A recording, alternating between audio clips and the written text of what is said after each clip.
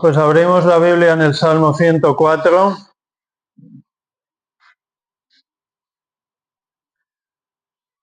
La semana pasada fue mi primera predicación aquí, en este nuevo punto de misión. Lo vamos a llamar iglesia porque en realidad es lo que somos, una asamblea de cristianos que se reúnen semanalmente para dar juntos la gloria a Dios y escuchar su palabra. Y bien, decía que la semana pasada fue mi primer mensaje aquí y entre las cosas que hablé dije que aquello era un poquito una declaración de intenciones. Básicamente dije que si Dios lo permite, Olmer y yo estaremos muy atentos a que no entren malas enseñanzas en esta iglesia o enseñanzas que vayan en contra de la fe cristiana histórica. Hoy en día en las iglesias evangélicas lidiamos con todas las grandes herejías y desviaciones de la palabra surgidas durante siglos, junto con algunas nuevas. Y lo que queremos en esta iglesia de Son Castelló es que no se cuelen nuevas teorías, ni nuevos inventos, ni nuevas desviaciones teológicas, ni nuevas herejías, y tampoco que nos cuelen las antiguas, que son muchas y llevan tiempo circulando, llevan siglos circulando. Dije la semana pasada que Olmer y yo, por encima de todo, queremos que esta nueva iglesia de Son Castelló sea una congregación muy bíblica y muy anclada en la palabra de Dios. Y ya que hablé de la palabra de Dios, pues qué mejor hoy. Precisamente a esto quiero dedicar esta segunda predicación a la Biblia, a las Sagradas Escrituras, a la palabra de Dios. Y hoy quiero que hablemos un poquito de la Biblia en general. El domingo pasado también comenté una cosa. Un amigo mío, un pastor del sur de España, preguntó a su iglesia hace un mes o dos, a ver si la Biblia es algo tan ambiguo en tantos temas para que haya tanta gente en el mundo que crea cosas tan diferentes y a la vez todos argumentando que creen en esa misma Biblia. Y su respuesta fue muy sencilla. Su respuesta a su iglesia fue que mucha gente trata de amoldar la Biblia hacia sus propias ideas, hacia sus propios pensamientos y creencias. Mucha gente en el mundo trata de doblegar la Biblia hacia su manera de pensar. Porque Biblia solo hay una, la perfecta e inspirada palabra de Dios. Y fue escrita más o menos en un rango de unos 1500 años, en hebreo y en griego, más o menos, más concretamente, entre el 1400 antes de Cristo y más o menos el 100 después de Cristo. Y repito, Biblia solo hay una.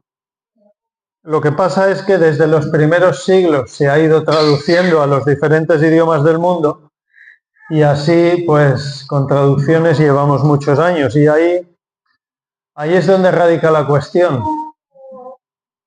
Los idiomas que habla la gente van variando, van cambiando con el paso del tiempo y la primera Biblia española de los tiempos de Reina pronto tendrá 500 años y la revisión que hizo un tal Valera pues ya pasa de 400 años.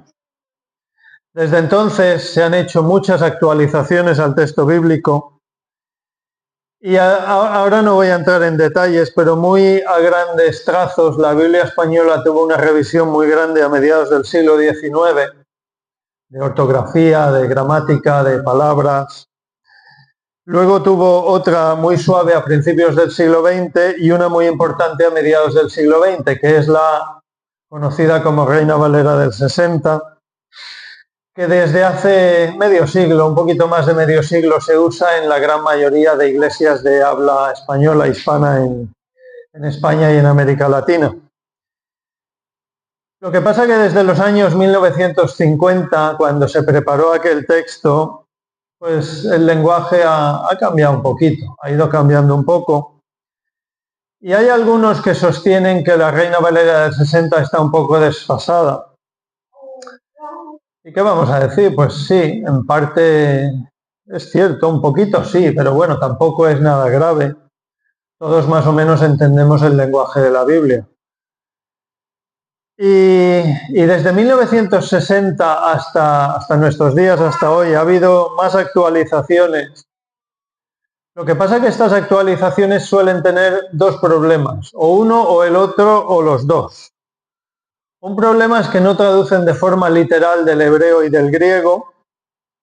Otro problema es que usan una base del Vaticano, que es algo nuevo y que jamás había utilizado la cristiandad en 19 siglos, o las dos cosas.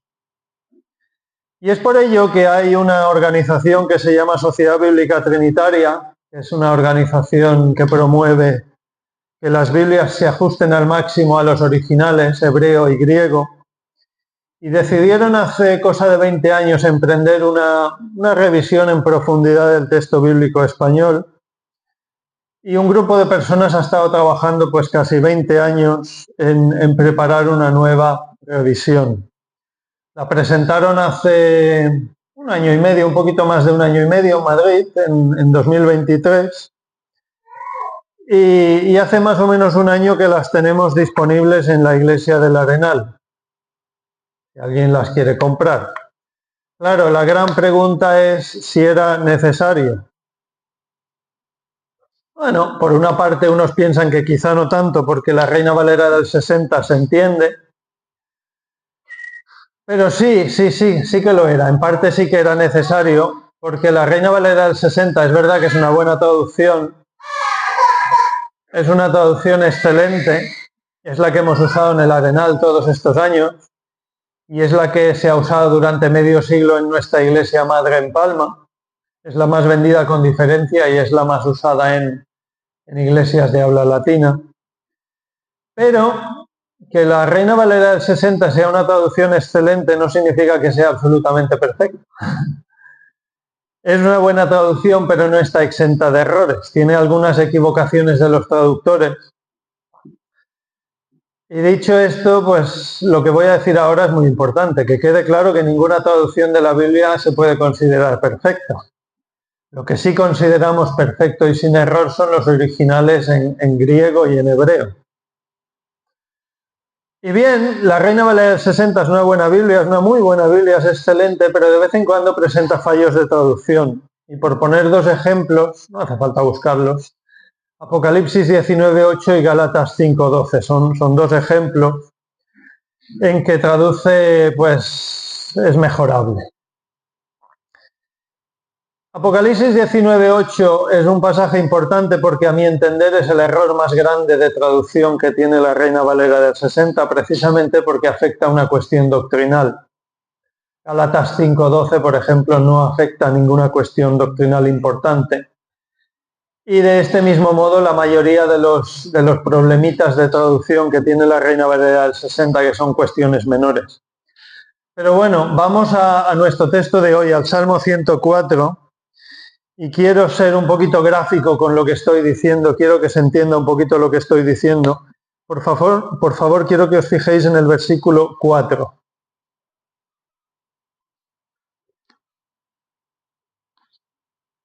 Salmo 104, versículo 4. Si os fijáis, si tenéis una Reina Valera del 60 en la mano, veréis que dice: el que hace a los vientos sus mensajeros y a las flamas de fuego sus ministros. El que hace a los vientos sus mensajeros y a las flamas de fuego sus ministros. Si nos vamos a la revisión anterior, la del año 1909, veremos que dice otra cosa. Fijaos en el texto y yo voy a leer de la de 1909.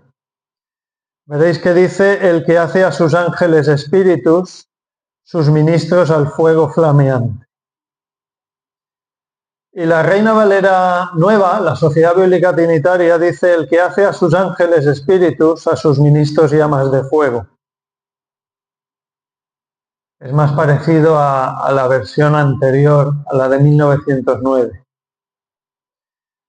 Y no voy a entrar en detalles, no lo voy a explicar en profundidad ni el contexto porque también es entrar en algo complejo, pero bueno, para ser muy breve, técnicamente a priori no está mal traducido porque la palabra hebrea que se traduce como ángeles, que es la que veis aquí en el texto, también se puede traducir como mensajeros. Y la palabra hebrea que se traduce como espíritu también puede significar viento.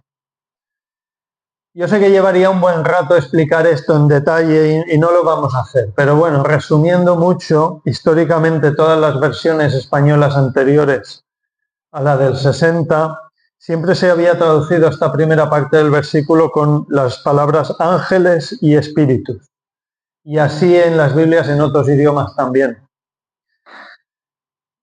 Claro, y nos surge una pregunta, ¿por qué a los traductores de la Reina Valera del 60 les dio por poner esto? Pues no se lo podemos preguntar porque ya han muerto todos. Pero se puede intuir que ellos copiaron de una Biblia del siglo IV que se llama la Vulgata Latina, es una de las primeras grandes traducciones que se hizo de la Biblia al latín. Lo que pasa es que esa Biblia fue una traducción de una traducción, porque la parte del Antiguo Testamento no se tradujo del hebreo, sino del griego, porque cogieron de un Antiguo Testamento que había sido traducido al griego de unos siglos antes de Cristo. De todas formas, para zanjar esto rápido, y ya cambio de tema, si tenéis la Reina Valera 60 abierta en las manos, fijaos que en el versículo 4 veréis que hay una letrita, un numerito pequeño, muy pequeñito al final del texto. Es una referencia, depende de la editorial que estéis usando. Hay una referencia y te cita a Hebreos 1:7. El Salmo 104, versículo 4, lleva a Hebreos 1:7. Y aquí está la sorpresa, en el Nuevo Testamento, el autor de la carta a los Hebreos, que casi con toda seguridad era el apóstol Pablo, va y cita el Salmo 104, versículo 4, y lo cita en Hebreos 1:7. Y aquí está la gran sorpresa. Hebreos 1:7 dice, ciertamente de los ángeles dice, el que hace a sus ángeles espíritus y a sus ministros llama de fuego. O sea, lo que debería decir el Salmo 104. Creo que se entiende. No sé si se ha entendido, espero que se entienda. No voy a seguir con el ejemplo, es solo un ejemplo de cómo el Salmo 104 en esta ocasión la traducción pues deja un poco que desear. No era la más adecuada y los traductores de la Reina Valera del 60 aquí parece que se despistaron un poquito. Y además Hebreos 1:7 es un pasaje que en el Nuevo Testamento en griego está muy muy claro. Es un pasaje sobre el que no hay discusión ninguna porque se entiende perfectamente. Pero bueno, solo ha sido un ejemplo. Ha sido un ejemplo de nuestro texto de hoy que es el Salmo 104. Pero bueno, hay más pequeños errores que hacían importante una revisión. En unos minutos os comentaré otro. Pero el otro argumento es que el lenguaje ha cambiado un poquito desde aquellos años y hay que actualizar el lenguaje. Y es verdad, el lenguaje va evolucionando. Si os fijáis en la segunda parte de este mismo versículo 4 al que estábamos mirando, a los traductores les dio por poner una palabra de castellano antiguo. Os fijáis que pone flama. ¿Y qué queréis que os diga? Ya lo podían haber actualizado, ya podían haber puesto llama. Porque en los años 1950 y 1960, flama en castellano ya estaba bastante desfasado. Ya no lo decía nadie. Se decía llama, llama de fuego. Flama de fuego está desfasado de siglos atrás. Pero bueno, es lo que digo antes, los traductores de la Reina Valera del 60 en el Salmo 104 parece que se despistaron un poco. ¿A dónde quiero llegar? ¿A dónde quiero ir? Pues quiero explicar que durante los últimos 20-25 años ha habido gente consciente de todo esto y han intentado enmendarlo a su manera con mayor o menor fortuna. Básicamente hay 3 Biblias que se venden en el mercado que intentan ser una actualización del lenguaje y de las equivocaciones de la Reina Valera del 60. Una se llama Reina Valera Gómez, porque la hizo un tal Gómez, mexicano. Otra se llama Reina Valera Purificada y la otra se llama Biblia del Jubileo. Las 3 son bastante buenas, pero básicamente fallan en que son proyectos más bien personales, de una sola persona, y detrás de los cuales no hay un verdadero equipo de traducción de griego y de hebreo. Y el proyecto de Sociedad Bíblica Trinitaria es otra cosa. Es algo bastante más trabajado. La Reina Valera Gómez, de las 3 que he citado antes, es quizá la que más ha triunfado de las 3. Es una buena Biblia, pero el señor Humberto Gómez, que sigue vivo, es un pastor mexicano, que yo sepa sigue vivo este hombre, al parecer no sabe griego y no sabe hebreo. Claro, es difícil hacer una Biblia si no sabes griego y hebreo. Y su Biblia es más una declaración de buenas intenciones que un trabajo serio, un trabajo formal, un trabajo concienzudo. Y sí, es verdad que enmienda algunos errores de la Reina Valera del 60, de ortografía, de lenguaje, pero luego va y comete otros. Sucede muy parecido con la Reina Valera Purificada y la Biblia del Jubileo. Pero bueno, de las 3, quizá la del Jubileo sea la más trabajada. Pero bueno, estaba diciendo que el proyecto de Sociedad Bíblica Trinitaria es otra cosa, es un proyecto muchísimo más serio, detrás del cual han trabajado muchas personas, incluidos algunos pastores españoles. 2 pastores de España han trabajado en esto y algunos los conocemos. El trabajo se ha ido revisando también por parte de colaboradores. También conozco a algunos de los colaboradores y han ido aportando sus ideas, sus propuestas, sus conocimientos. El resultado es una Biblia, es la que he leído yo, es esta. El resultado es una Biblia excelente, es un trabajo de casi 20 años y lo bueno es que soluciona prácticamente todos los errores de la Reina Valera del 60, con un lenguaje actual, sin palabras anticuadas y respetando básicamente la esencia del trabajo que hicieron en su día Reina y Valera. A mi entender, esta Biblia, la que tengo en las manos, es la que más se ajusta al texto hebreo y al texto griego. Y al estar actualizada con un lenguaje actualizado, pues yo creo que es la más indicada para usar en este siglo XXI. Y sin lugar a dudas, ahora mismo es la mejor Biblia española en el mercado. Precisamente por eso, Olmer y yo tenemos la idea de utilizarla en esta nueva iglesia. Lo que pasa es que no queremos hacer un cambio rápido, ni traumático, ni ser tajantes, ni cortar.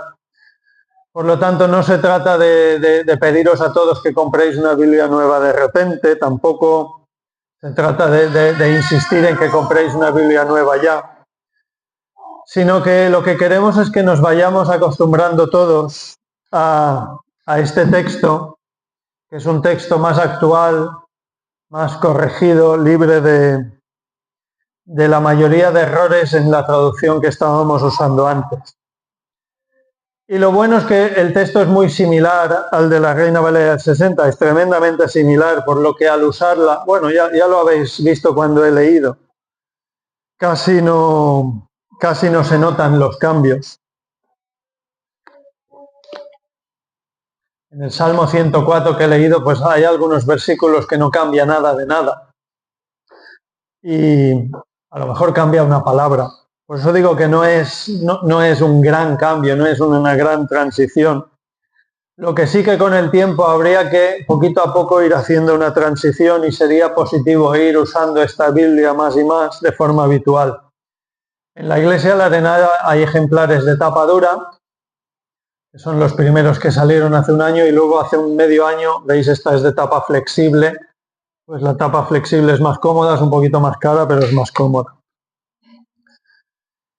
Y solo quiero decir un apunte por si a alguien le suena. La Reina Valera del 95 fue un proyecto bastante aceptable, que salió hace 30 años, en 1995, y tenía algunas mejoras respecto a la Reina Valera del 60, pero bueno, también tenía alguna que otra desventaja. Lo que pasa que fue retirado y ya no se imprime desde el año 2015, o sea que hace 10 años que no está en circulación.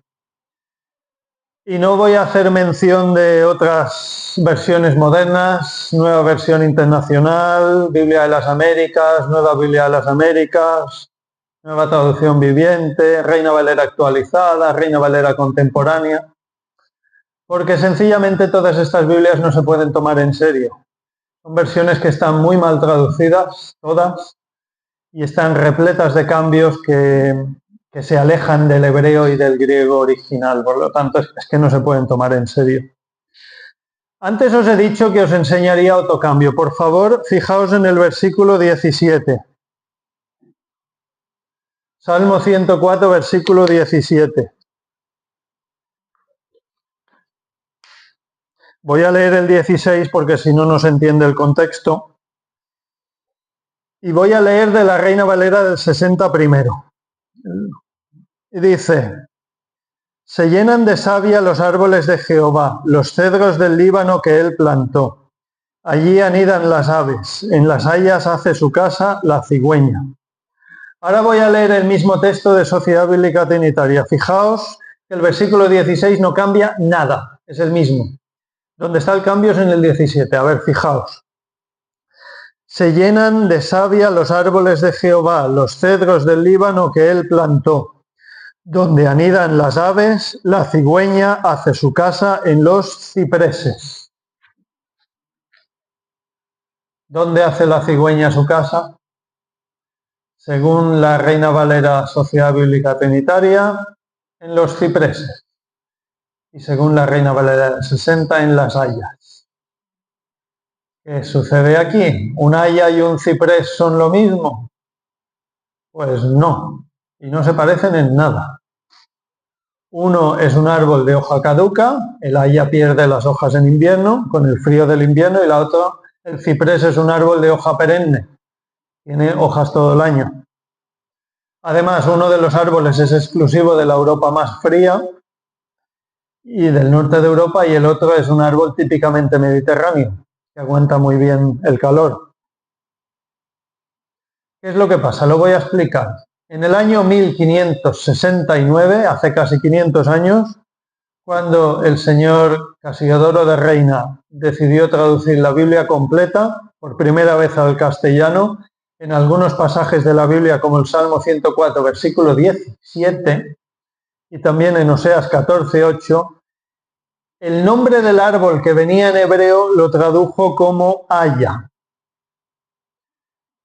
Y ese árbol, el haya, esas menciones al haya, nadie las cambia. Van pasando los siglos, se van haciendo revisiones de la Biblia hasta el siglo XX, hasta la Reina Valera del 60, y nadie lo cambia. Ahí sigue el haya. Y parece ser que nadie cayó en que era una mala traducción para el árbol que estaba mencionado aquí en el hebreo original, hasta que llegó la Reina Valera del 95. Ahí sí que se corrigió.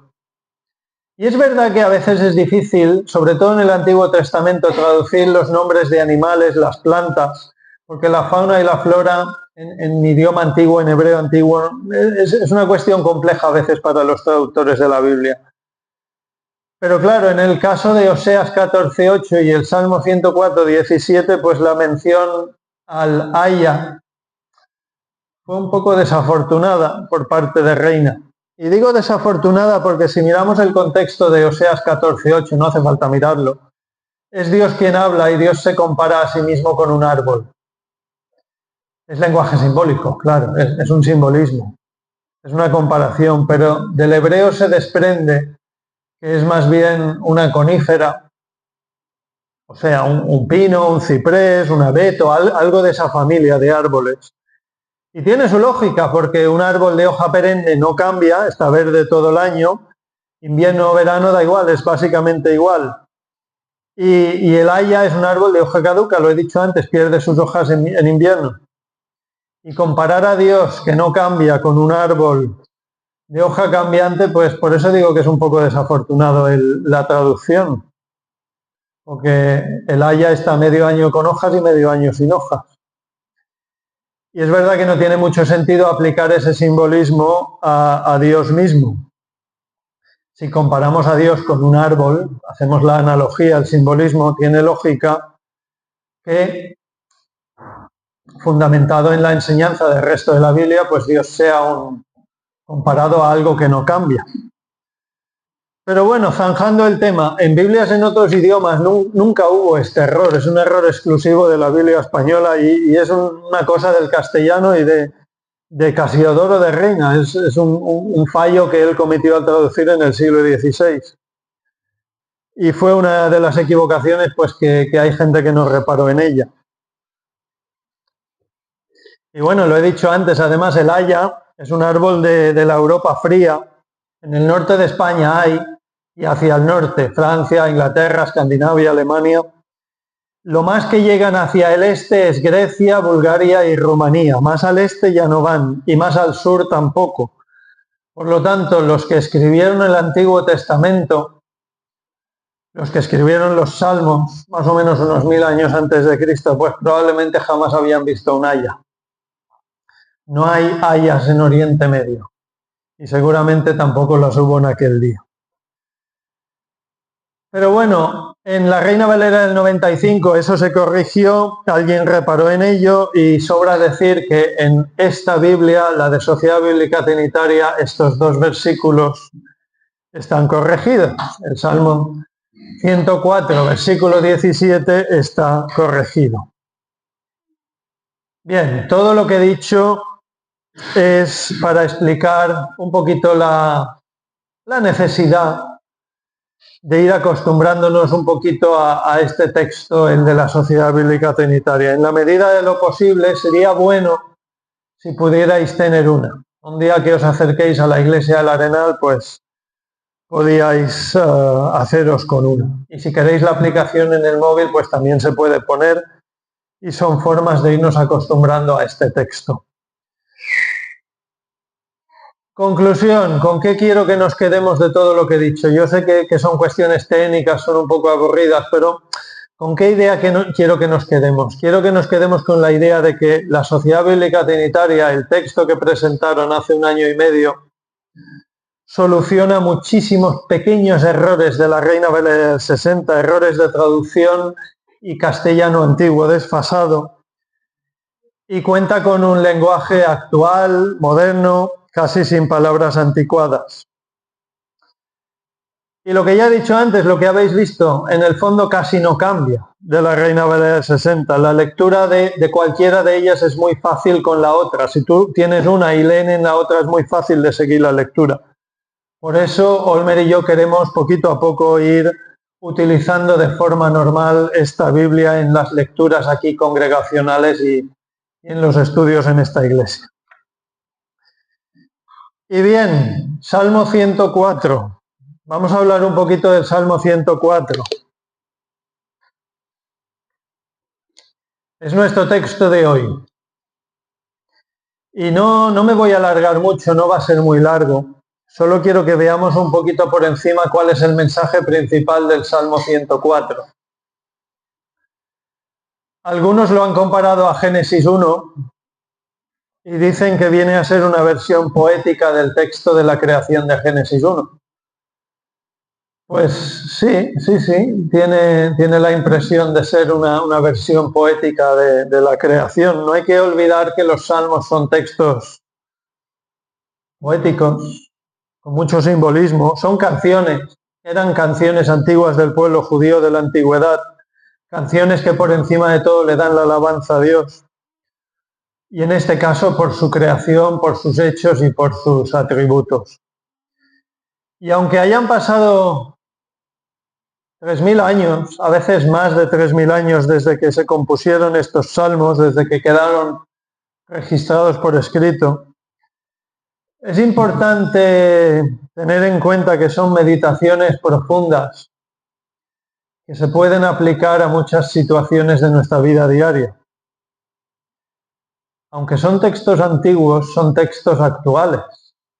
Son textos antiguos, es verdad, pero también son textos actuales. Uno se puede sentir identificado con los salmistas en diferentes momentos, por ejemplo, de momentos de tristeza, de angustia, de dificultad. En algunos salmos encontramos consuelo para situaciones difíciles. Y es importante que el creyente lea y vuelva a leer y vuelva a leer los salmos porque nos recuerdan quién es Dios y cómo se relaciona con nosotros. Si podéis mirar el versículo 27, voy a leer un poquito en el versículo 27. Veréis que pone todos ellos. Os fijáis en el 27 que empieza diciendo todos ellos. Se está refiriendo a todo lo que ha hablado hasta ese momento. Animales, plantas, peces, todo lo que ha ido hablando de la creación de Dios. Todos los seres vivos, los animales, los peces, las plantas, los árboles. Dice el salmista, todos ellos, versículo 27 voy a leer, todos ellos esperan en ti, para que les des su comida a su tiempo. Les das, recogen, abres tu mano, se sacian de bien, escondes tu rostro, se turban, les quitas el hálito, dejan de ser y vuelven al polvo. Envías tu espíritu, son creados y renuevas la faz de la tierra. ¿Qué nos están diciendo los versículos 27 y 28? Que es Dios mismo quien alimenta los animales y las plantas. En el versículo 29 se dice que Dios les puede quitar el hálito de vida y en ese momento pasan a ser polvo de la tierra. Y en el versículo 30 dice que Dios puede volverlos a crear enviando su espíritu de vida.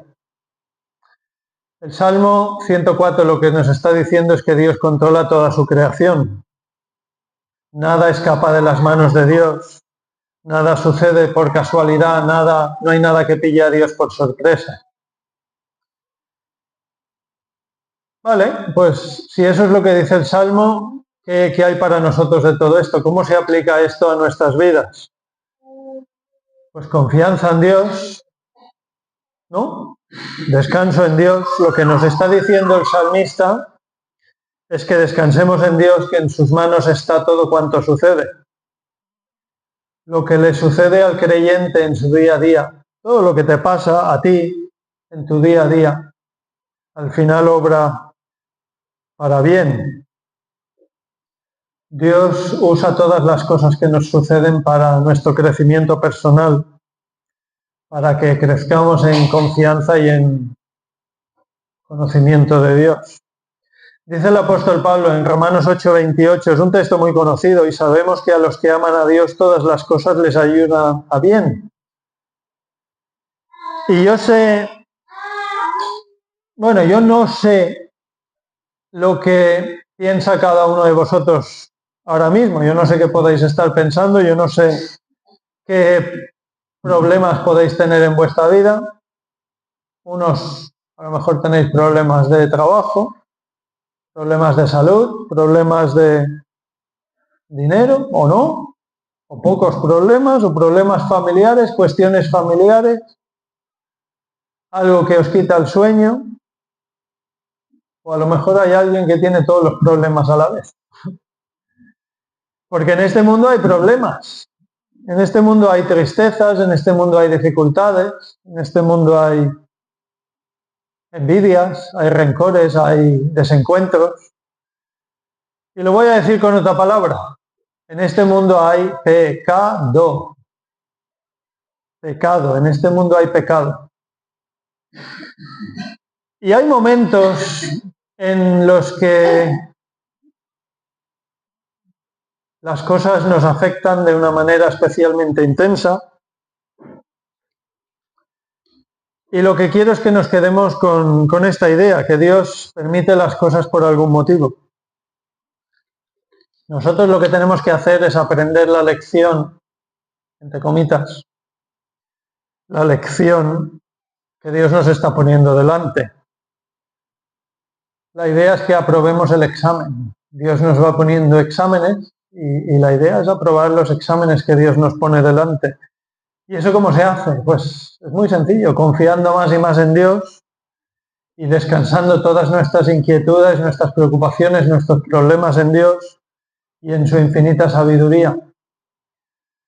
No dejando de orar ni de leer, que expongamos con nuestras propias palabras en oración ante Dios, pues nuestras inquietudes, lo que tenemos, nuestras preocupaciones. ¿Cómo termina el Salmo 104? Fijaos en el final, voy a leer el final, del 31 hasta el final. Dice, sea la gloria de Jehová para siempre, alégrese Jehová en sus obras. Él mira a la tierra y ella tiembla. Toca los montes y humean. A Jehová cantaré en mi vida, a mi Dios cantaré salmos mientras viva. Dulce será mi meditación en él, yo me regocijaré en Jehová. Sean consumidos de la tierra los pecadores y los impíos dejen de ser. Bendice, alma mía, a Jehová. Aleluya. Fijaos en el 32. ¿Qué dice el 32? Él mira a la tierra y ella tiembla. Es un simbolismo, está claro, que la tierra no tiene nada que ver con terremotos. ¿Qué significa? Significa que Dios está en control de todo. Y atención a la primera parte del versículo 35. Sean consumidos de la tierra los pecadores y los impíos dejen de ser. Parece que no casa con todo lo demás, porque esto es importante. ¿Por qué sale el versículo 35 aquí? Porque Dios no contenderá con el pecado para siempre. El versículo 35 es verdad que vuelve a ser lenguaje simbólico, pero lo que nos está diciendo es que Dios apartará de sí mismo a los pecadores no arrepentidos de corazón. Todo aquel que no se vuelva a Dios será echado en el infierno, lejos de Dios para siempre. Y sí, pudiera parecer que el versículo 35 está fuera de lugar, pero no está fuera de lugar en absoluto. El versículo 33 habla de cosas bonitas. A Jehová cantaré en mi vida, a mi Dios cantaré salmos mientras viva. El 34 también, dulce será mi meditación en él, yo me regocijaré en Jehová. Y de repente nos viene el versículo 35, que parece que da un bandazo y dice, sean consumidos de la tierra los pecadores y los impíos dejen de ser. Yo sé que parece un bandazo, un cambio muy grande, pero es que va junto. La alabanza del creyente es precisamente que un día no habrá más pecado para el que teme a Dios. Esa es nuestra esperanza, que un día reinaremos junto con el Señor Jesucristo en gloria y sin pecado, porque el versículo 35 se aplicará, serán consumidos todos los pecadores. En otras palabras, y por el contexto, significa que todos los odiadores de Dios, todos los que rechazan a Dios, serán quitados de en medio. Es por eso que en el cielo no habrá más pecado. Es por eso que el Salmo acaba dando toda la gloria a Dios por ello al final del versículo 35. Dice, bendice alma mía a Jehová, aleluya. Por tanto, ¿con qué idea nos vamos a quedar hoy? ¿Con qué idea nos quedamos de este Salmo 104? Pues con la misma idea de siempre. Si tenemos al Señor en nuestra vida, tenemos vida eterna.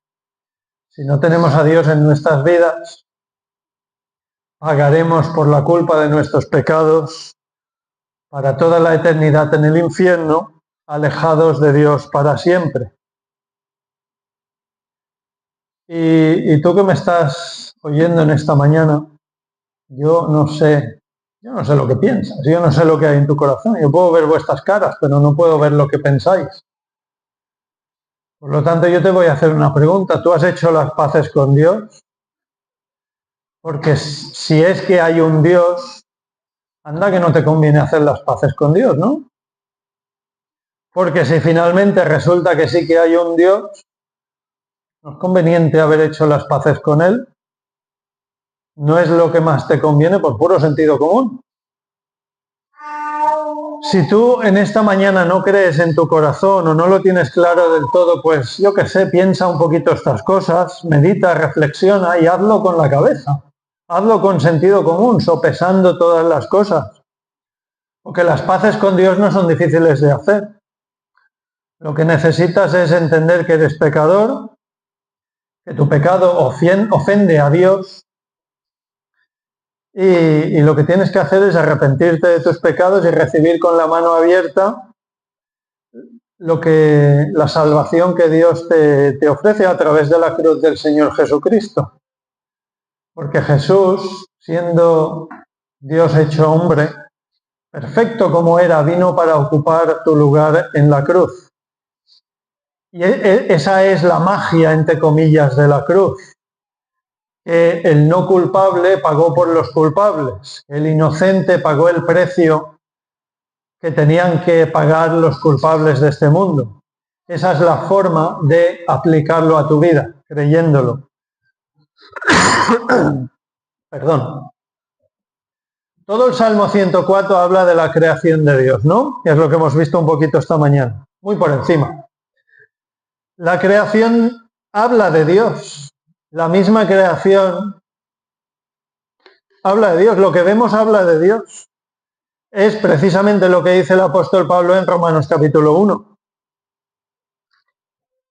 Porque la ira de Dios se revela desde el cielo contra toda impiedad e injusticia de los hombres que detienen con injusticia la verdad. Porque lo que de Dios se conoce les es manifiesto, pues Dios se lo manifestó.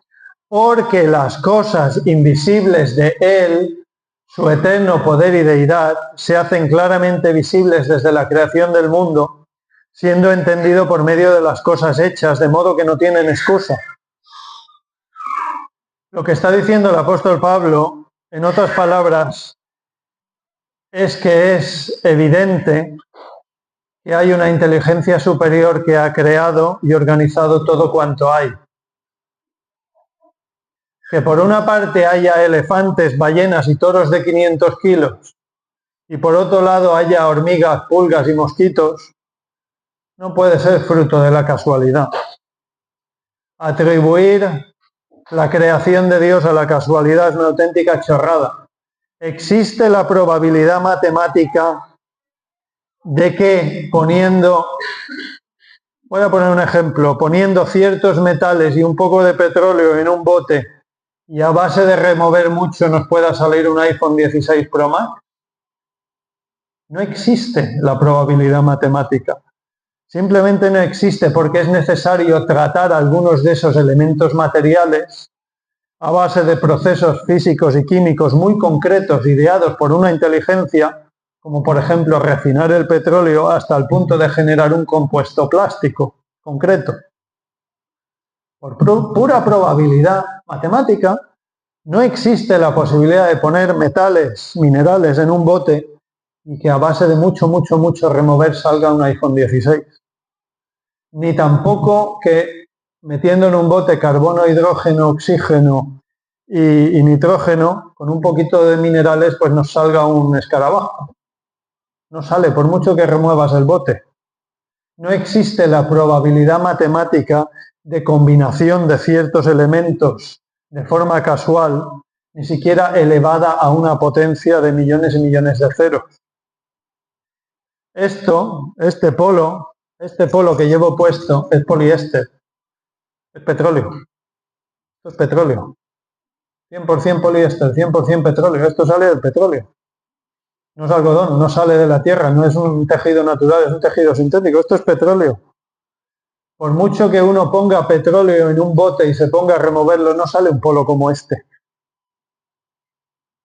Sencillamente no existe la probabilidad matemática porque la existencia de una prenda de ropa como esta pues implica pasar el petróleo por unos procesos químicos y físicos muy concretos, a temperaturas diferentes y durante tiempos diferentes. Si a alguien le interesa todo esto de las probabilidades matemáticas, os voy a contar una cosa. Hay un matemático cristiano muy famoso, es un doctor en matemáticas por la Universidad de Cambridge y ha sido profesor de matemáticas en la Universidad de Oxford. Es un auténtico genio de las matemáticas, doctor en matemáticas. Y él da conferencias súper interesantes desde el punto de vista matemático, evidentemente dando por buena la existencia de Dios, porque es que no hay otra manera, si uno aplica la ciencia a rajatabla. Terminamos. Si queréis luego os doy el nombre de quién es y lo podéis buscar. Para los que somos creyentes, termino, un par de minutos y termino. Y quiero terminar insistiendo en una cosa. Dios permite todas las cosas por algún motivo. ¿Cuál es nuestra tarea? Pues nuestra tarea es ser agradecidos a Dios y hacer un esfuerzo por asumir que Dios nos cuida como hijos suyos que somos y que todo es para nuestro bien. Sería bueno si hoy mismo, esta noche, antes de irte a dormir, en casa, cada uno de nosotros en casa, pudiéramos volver a leer el Salmo 104. Porque lo hemos visto, sí, pero muy de pasada. Sería bueno si lo pudierais volver a leer esta misma tarde, esta misma noche. Es un texto muy bonito que muestra la grandeza de Dios. Y es un Dios al que no se le escapa nada. Es lo que nos dice el Salmo 104. Un Dios que controla su creación. Y en contra de lo que algunos promueven hoy en día, Dios no se ha desentendido de su creación y el Señor Jesucristo volverá en gloria por segunda vez para recoger a los suyos y para poner fin al pecado de este mundo. Es lo que hemos comentado un poquito del versículo 35. Y mientras esperamos ese final feliz junto a Dios, me gustaría que nos quedáramos con el versículo 33 y con esto termino. Versículo 33. A Jehová cantaré en mi vida, a mi Dios cantaré salmos mientras viva.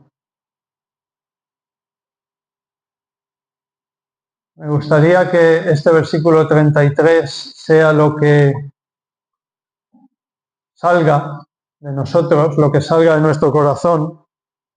Agradecimiento a Dios por encima de todo. Que demos la gloria a Dios con nuestras vidas, que le obedezcamos y que le sirvamos teniendo en cuenta que Él es nuestro Padre Celestial. Y lo leo de nuevo, versículo 33. A Jehová cantaré en mi vida, a mi Dios cantaré salmos mientras viva. Amén.